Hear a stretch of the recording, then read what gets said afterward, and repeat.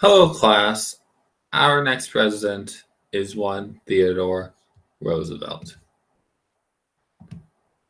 Theodore Roosevelt was born October 27th, 1858, and he died January 6, 1919.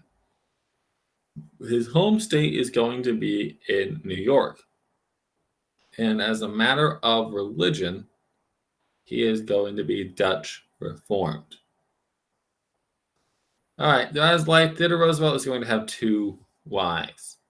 Okay, his first wife is named Alice, and that's also going to be the name of their firstborn daughter.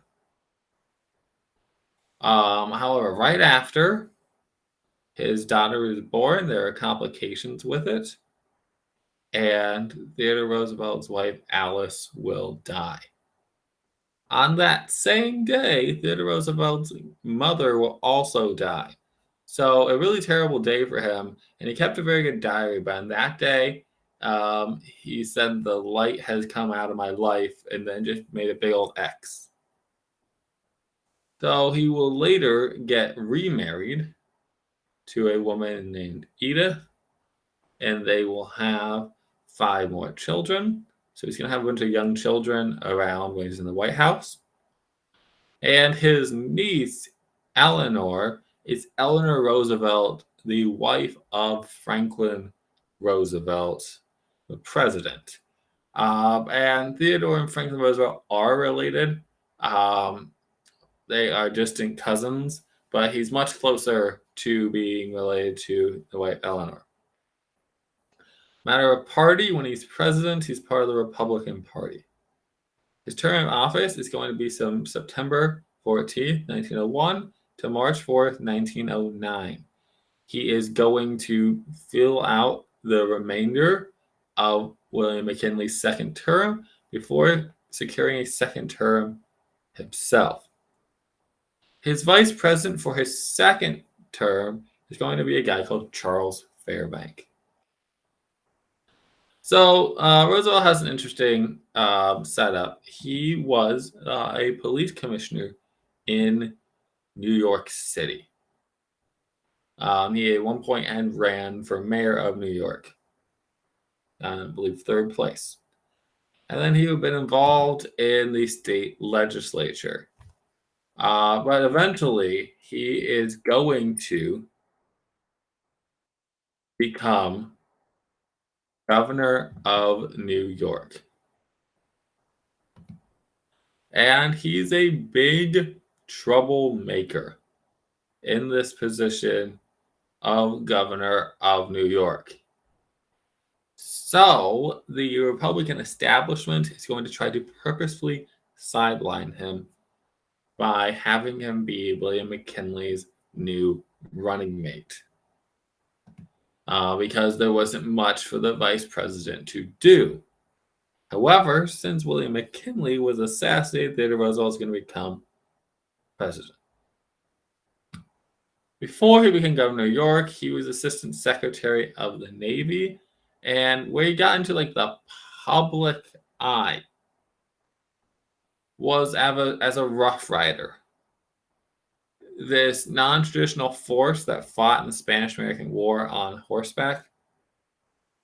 He was vice president, and he can suddenly become president.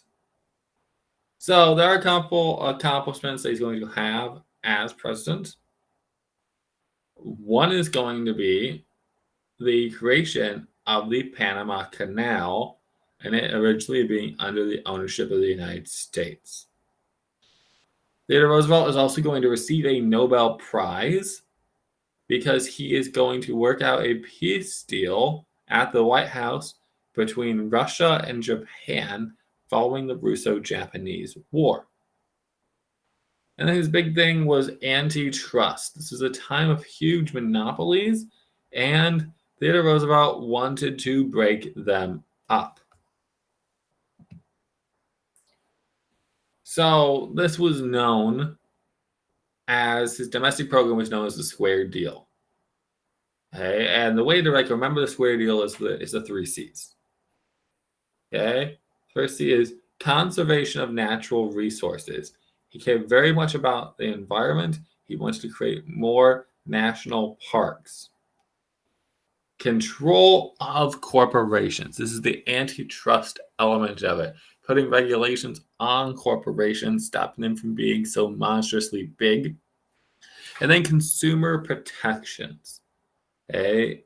The FDA, the thing that regulates food and drugs in the United States, this comes as a result of Roosevelt reading a book called The Jungle and him seeing how unhealthy some of the things were unregulated when it came to their food. And so this name, the Square Deal, is going to be inspiration for the New Deal and the Fair Deal later on. So there's nothing that stops Roosevelt from being able to run for a third term. There's no constitutional provision for that in the 22nd Amendment yet. So Roosevelt does step aside after 2 terms, and he has one of his cabinet secretaries, William Howard Taft, take over.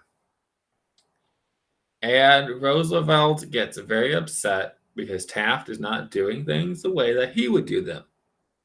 So in 1912, he seeks the Republican nomination for himself. And he fails, still goes to Taft. So Roosevelt decides to run as his own third-party campaign. This brings us to the craziness of the election in 1912, where you have Roosevelt running for a third non-consecutive term under the Progressive or Bull Moose Party. This is where Roosevelt is going to get shot and survive, and then he'll give a speech afterwards while there's a bullet still in him. And so he has a progressive agenda, and he's going to help split the vote between Taft and Roosevelt so that with only 41% of the popular vote, Democrat Woodrow Wilson is going to be able to pretty easily win the Electoral College. Taft is going to almost win nothing anywhere. This is the only time in American history where essentially a third-party candidate is going to do better than any of the major parties, and this is by far the best showing for a third-party candidate in American history as a matter of popular vote and Electoral College.